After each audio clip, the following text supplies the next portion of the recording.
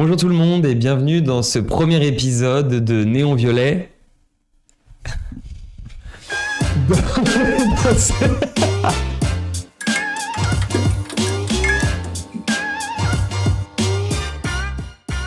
Je suis toujours accompagné de mes deux comparses, Anthony. Salut. Et Victorien. Bonjour. Et notre invité aujourd'hui, et pas des moindres, c'est Patrice Revillard. Patrice Revillard qui est parfumeur indépendant et le créateur du magnifique et légendaire Cycle 001. Bonjour Patrice. Bonjour à tous. Comment ça va ? Très bien, merci de m'avoir invité pour ce premier épisode, je suis honoré. On commence toujours par une petite météo. Et cette météo, c'est est-ce que vous vous êtes parfumé aujourd'hui ? Je pensais qu'on allait parler vraiment de la météo. Le temps pourri à Paris. Non, je me suis pas parfumé.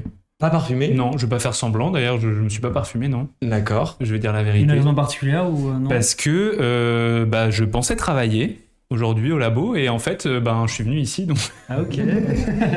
Oui, on est venu le récupérer, on l'a kidnappé. Parce que vraiment personne n'a répondu pour venir sur cette interview, donc j'étais le dernier espoir. Donc bon, je m'étais pas parfumé pour pouvoir travailler parce qu'au quotidien je me parfume pas, ou le soir je pars avec mes essais sur moi, donc voilà, c'était en prévision 2. Donc non, je ne suis pas parfumé, je suis nu. Ah, et donc quand un parfumeur ne se parfume pas, il est nu. Ouais, enfin je sais pas, je viens de l'inventer, mais... Et mes deux acolytes, est-ce que vous êtes parfumés aujourd'hui ? Moi, je me suis parfumé justement pour faire honneur à Patrice. J'ai mis Cycle 1. Ah, c'est gentil. Ouais, ça en coupera. On a un problème avec le micro 4. Et toi, Anthony ? Moi j'ai mis Abîme. J'ai mis Abîme parce que j'étais habillé en noir et il fait moche dehors et souvent quand je suis habillé en noir, je m'abîme. C'est mon go-to. Et puisque vous me demandez, moi j'ai mis tartine et chocolat. Voilà. C'est vrai ? Ouais, je l'ai reçu en cadeau. Pas très corporate. Ouais. Voilà. Un membre de ma famille l'a reçu en cadeau et donc je porte tartine et chocolat. Ouais, on va rester secret. Ouais, non mais c'est bien aussi, c'est bien. On va directement passer au jeu des dilemmes.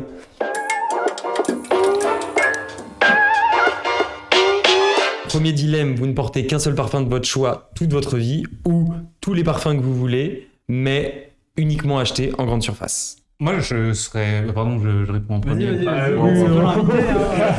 Alors, Victorien. Moi, je prendrais l'option 2 parce qu'il y a quand même pas mal de choses et il y a des choses bien, même en grande surface, donc ouais. Ouais, je pense aussi. Il y a des belles découvertes parfois avec des trucs en plus vraiment pas chers, Ouais. en plus presque nichus parce que pas beaucoup de personnes les portent. Mais non, j'ai l'impression qu'il y a quand même une grosse variété, il y a pas mal de choix, donc il y a sans doute beaucoup de trucs pas terribles, mais Ouais. je pense qu'on peut Après, trouver... Tu vois, entre le tabasco, du rayon épices, je sais pas, le cirage à chaussures, tu vois, il y a moyen de trouver des trucs sympas pour se parfumer, je pense. Et toi, Victorien ? Moi, pour nourrir un peu ton dilemme, et en plus, je le pense réellement, Ouais. je prends un parfum signature. Ouais. Vraiment, j'ai mon parfum à moi et je le garde. parce que de toute façon, c'est presque un peu C'est le presque cas, ce que au je fais final. avec Apogée, parce que c'est Apogée, devenu ouais. un air d'Apogée. Un air c'est d'Apogée devenu ma violet. signature. J'aurais préféré que tu choisisses cycle 001. Faut que tu sois là tous les jours à ce moment-là, je me parfumerai toujours de Cycle 1. Et toi, t'as pas répondu d'ailleurs ? Je rejoins Victor. Je vais pas en grande surface, je vais pas en parfumer. Voilà. Je ne porte pas de parfum d'ailleurs. Grande surface, je rejoins Victorien, je trouve un parfum signature et j'en démords plus. Ok. Ouais, c'est une stratégie aussi. Deuxième dilemme, plus difficile je l'espère. Vous préféreriez perdre tous vos souvenirs olfactifs ou tous les prénoms de toutes les personnes que vous ayez jamais rencontrées ? De toute façon, moi je le fais déjà, ça, mais j'ai une très mauvaise mémoire des prénoms. Famille compris, hein, tout le monde. Tu retournes Ouais. voir, tu t'appelles comment ? Je sais que t'es ma mère, mais tu t'appelles comment ? Ouais, je pense qu'on peut t'en excuser et je préfère ça à perdre. C'est perdre les souvenirs olfactifs. Ouais, les souvenirs olfactifs. Ouais, C'est-à-dire non, que là tu perds quand même tes une années grosse. où t'as Ouais. appris une bergamote. Ouais, puis au-delà même de l'apprentissage, parce que tu peux toujours le réapprendre, t'as des trucs qui sont ancrés dans tes souvenirs, même plus profondément que juste de l'apprentissage de matières premières. Donc, pardon à tous mes potes et à toute ma famille, mais je préfère perdre les prénoms des gens. Et vous ? Ouais, je rejoins Patrice. Finalement, ça change pas grand-chose dans mon quotidien. Tu trouves une excuse, père, mère. De toute façon, tu t'appelles pas par leur prénom. Mais ouais, non, moi je pense que je rejoins Patrice aussi. Après, je me dis que d'un côté, si tu perds tous tes souvenirs olfactifs, à mon avis, t'en crées d'autres extrêmement rapidement. Et Ok. toi, du coup, c'est pareil que nous ? Ouais. Ok. Dernier dilemme, vous ne pouvez plus être parfumeur, vous préféreriez être mixologue ou œnologue ? Mixologue, tous les jours. on peut retrouver la même créativité qu'on a en parfumerie. Là où œnologue, c'est le côté olfactif, forcément, qui est présent de la parfumerie. Mais on peut pas, en fait, se lâcher en termes de création. Donc moi, je prends mixologue. Je trouve que ça pourrait être bien cool. Je suis d'accord, pareil, parce que œnologue c'est pas mal, mais il n'y a pas la partie créative, puisque dans le vin c'est plus le vigneron qui fait les assemblages. Moi je pense que je serais frustré de pas avoir le côté créa, donc je prendrais mixologue. Mixologue. Bah, je sais pas, moi j'ai un doute. Honnêtement, œnologue, ça me plaît bien. Peut-être parce que je suis peut-être plus proche du milieu du vin que du cocktail.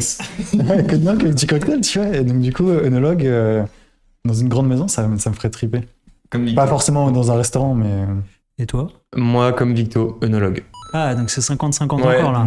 Œnologue. Direct. Parce que j'adore le pinard. Merci, messieurs. Alors, on va passer à la partie interview. Patrice, pour te présenter, Oui. tu es parfumeur indépendant, tu as 32 ans et tu viens d'Annecy. Oui. Tu aimes la peinture, la cuisine et la botanique. Ouais. Tu veux ajouter quelque chose? Non, c'est bon, c'est Non, déjà t'as pas rien mal. à vendre, il n'y a pas J'ai rien un à multiplat, vendre, quelque chose à vendre, non? C'est bon? Je cherche un appartement. Ah ben donc voilà, il cherche un appartement. Là, non, c'est passé. Je vais te poser quelques questions. Ah oui. Réponds du tac au tac. Les Ouais. questions sont courtes. Quelle est ton odeur un peu coupable préférée? J'aime bien l'odeur de l'ail sur les doigts après la cuisine. Ça, c'est coupable. Ça, c'est coupable. Ouais. Ok, C'est parfait. coupable. Mais ça reste pas trop dégueu. Alors souvent, c'est traître, ça vient le lendemain, Oui. plus que le jour même. C'est sûr. Ouais, sinon, l'odeur de mon chien. Et voilà. Ton souvenir olfactif le plus prégnant? L'odeur, je pense qu'on se rend compte après coup, c'était l'odeur du figuier en vacances. À une époque, je me suis rendu compte que en fait, ça m'avait vraiment genre marqué. Et voilà. Où peut-on te croiser la plupart du temps dans Paris? Dans Paris, dans mon quartier, entre le carrefour et la boulangerie, au café, ouais, bon, ça fait. Au rayon jambon. Sinon, à Paris, je me promène assez partout. Je suis pas un gars rive gauche ou un gars rive droite, tu vois. Ouais, ok, d'accord, tu bouges. Je bouge pas mal, ouais. Les musées, forcément, mais aussi les bars entre potes, forcément aussi. C'est quoi le plus beau compliment qu'on puisse te faire? Ben, qu'on porte un de mes parfums et qu'on y associe une période de sa vie ou que ça nous rappelle un moment.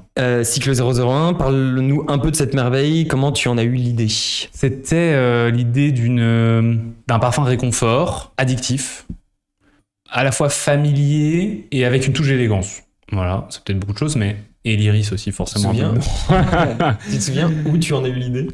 Où j'en ai eu l'idée, c'est un accord, je suis un peu tombé dessus par hasard quand même, faut avouer. Hein. Tout n'est pas prévisible, donc, comme dans plein de métiers, et parfois il faut savoir plutôt rester à l'écoute de ce qui se passe et savoir garder un truc qui a été fait par erreur. Et le cycle 001, c'était ça, un musc angélique à la base, comme il s'appelait dans les essais. Ça avait été un essai parmi tant d'autres, et puis celui-ci a retenu mon attention. Et c'est un parfum musqué épicé avec ce côté iris pour pouvoir avoir à la fois le côté enveloppant et addictif des muscs et à sillage aussi, ce truc vraiment qu'on reconnaît. Et les gens, justement, c'est un peu un déclencheur de compliments. Ok. C'est quoi le plus chiant dans ton métier? Bah, tu y penses constamment, en fait. Je pense que ça te suit partout, tout le temps, au quotidien. Tu testes tes créations souvent.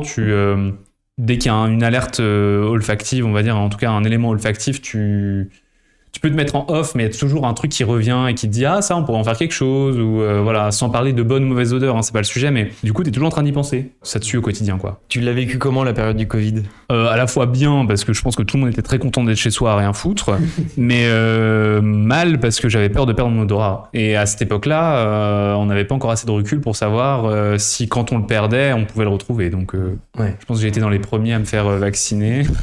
Il y a un moment, moi, c'était mon petit travail, je pouvais pas risquer quoi que ce soit sur ça. Et je me souviens plus, tu l'as perdu ou pas ton odorat? Non, jamais. Et t'as attrapé le Covid J'ai attrapé le Covid, mais j'ai pas perdu l'odorat. Ok. Un mandat d'arrêt est décerné contre toi, tu dois faire profil bas, parfumeur n'est plus une option, tu fais quoi de ta vie? Ah, je pensais qu'on allait me demander pourquoi. J'ai mis un contexte, j'adore les contextes. Qu'est-ce que je fais de ma vie? Ouais. Quel métier? Tu te diriges vers quoi? Mixologue. ou vendeur d'huile essentielle. Il y avait à un moment pyrotechnicien. Ah ouais. Ouais, mais je sais pas si je ferais ça du coup parce que ça demande peut-être un peu. Oui. Voilà, Oui, un peu c'est d'orgas, quoi. d'enfant. C'est drôle que tu ailles si loin pour chercher ce que tu ferais à part parfumeur. Non, bah, tu sais, il y avait aussi, taxidermiste. Ça, c'est C'est peut-être pour ça que je serais recherché par la police d'ailleurs. Oui, c'est que tu l'as fait en amateur. Voilà. Et pas sur des animaux. Et le troisième, du coup, c'est un peu moins, mais ce serait l'option que je choisirais, ce serait avoir une épicerie fine. Ok. Voilà, c'est safe. Plus que Les taxidermiste. deux premiers sont hyper spécifiques. Et ton plus grand rêve en parfumerie?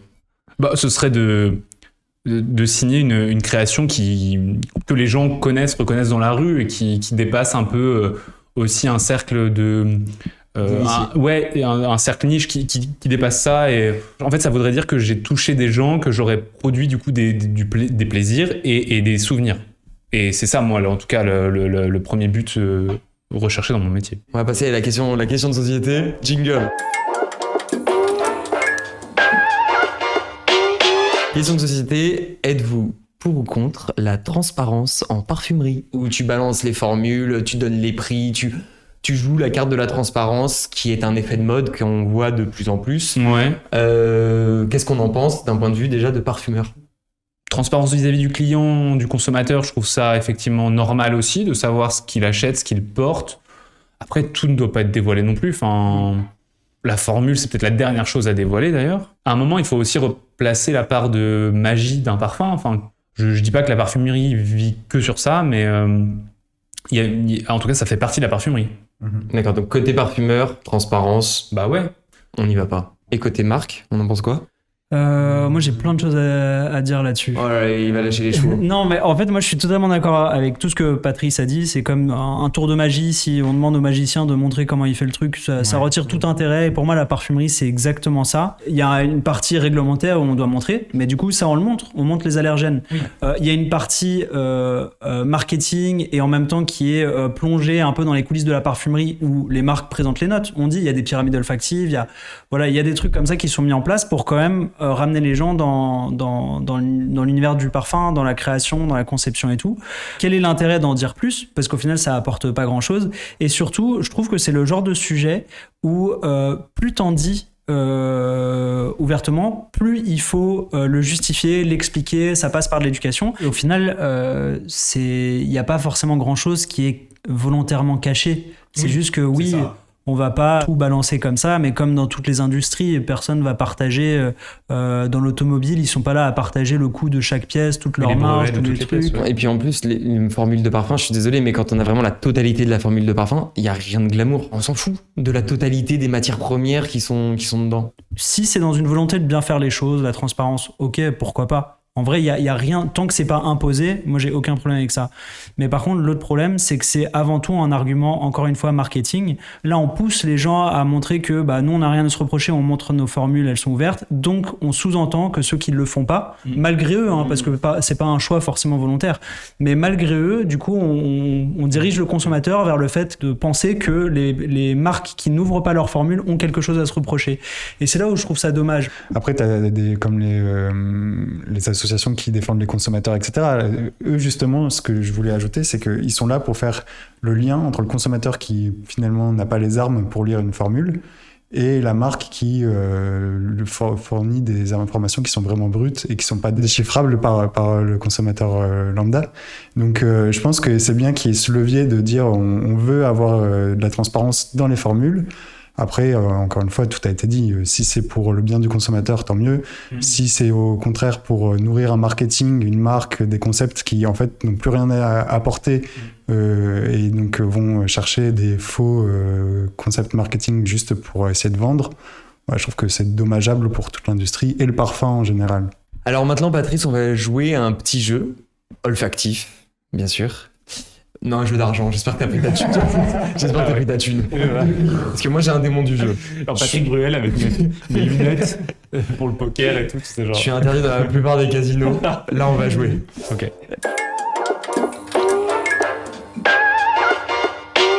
Je vais laisser le maître du jeu, Anthony, présenter les règles. Ça fait très Fort Boyard. Hein. Ah mais complètement. On va jouer à un petit jeu qui s'appelle le Mr. White. que tu connais sans doute parce que c'est la deuxième fois qu'on tourne cette vidéo. Je me demandais quand est-ce qu'on allait exposer le détail.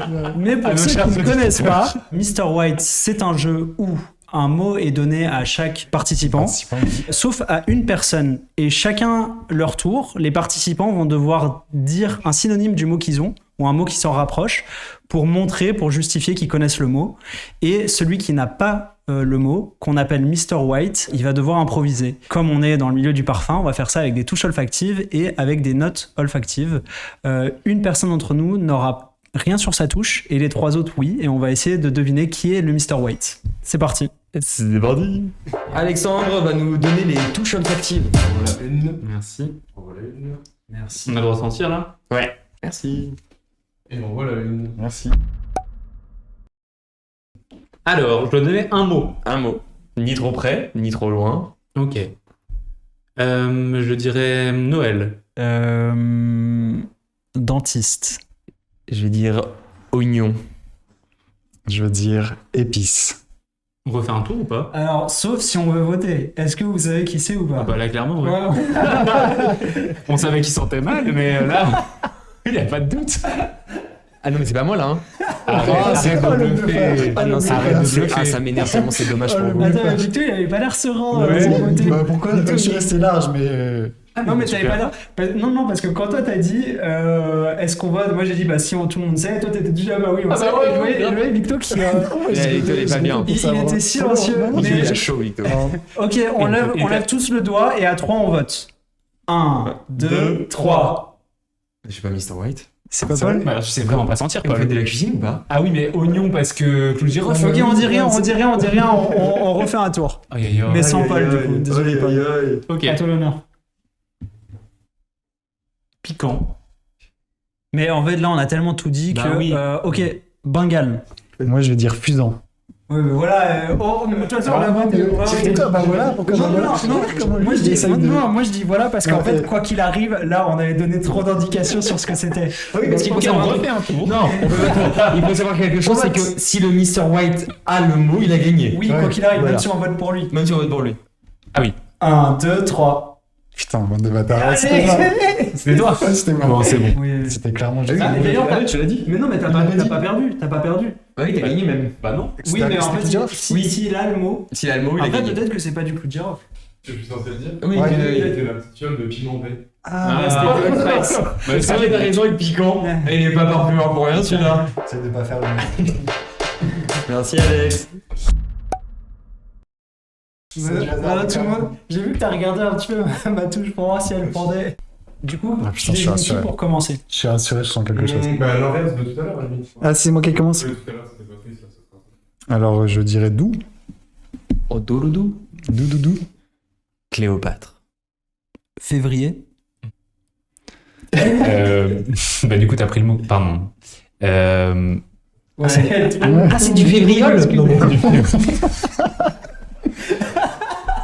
Bah. Oh, la blague hyper niche, je suis trop naze. Oh, c'est fou. Ouais, grave. Cerise. Pourquoi tu me regardes comme ça? Je fais le tour et c'est tombé sur toi que je le tourne dans ma tête. Excuse-moi, j'aurais pu regarder comme ça. Est-ce que vous voulez voter ou est-ce qu'on refait un tour? Ouais, moi j'ai une petite idée, mais je suis pas contre un second tour. Ouais, mais Allez, le on second tour, va ça passer. aide vraiment le Mr. White. Ouais, c'est ça. Ah, c'est ok. ce qu'il faut se dire. On peut faire une première élimination. alors. Mais moi, j'ai aucune idée, tout me semble. Ouais, non, allez, j'ai une petite idée. Ouais, Ça, moi, c'est ce que dit Mr. White. Ok, on tente. Ok, pardon, j'étais pas. 1, 2, 3. What? C'est On là, dirait c'est un deux même autres. contre Nick, Sardonic qui Oh, saute. c'est un même. On dirait le même Spider-Man. Deux contre Sardonic qui Ouais. saute. Eh ben désolé, c'est pas moi. Ah putain. C'est vrai? Ouais. Ok, deuxième tour. Moi je dis foin. Moi, je vais dire mendiant. Ah non, c'est ça. Ouais, mais. Je te mets des strates, ma gueule. Attends, j'essaie de remettre les couches. Ok. Moi, je vais dire. Ouais, c'est dur d'inventer. Hein. Non, non, non, non, non. Bah, on peut dire bah, cycle 001. Allez, c'est bien. On peut voter? 1, 2, 3. Non, mais de toute façon, vous étiez forcément contre moi. Ouais, donc du coup. Alors Bah, c'est l'héliotropine. Non. Je pense pas. Merde. Bah oui, c'était moi qui avais le numéro.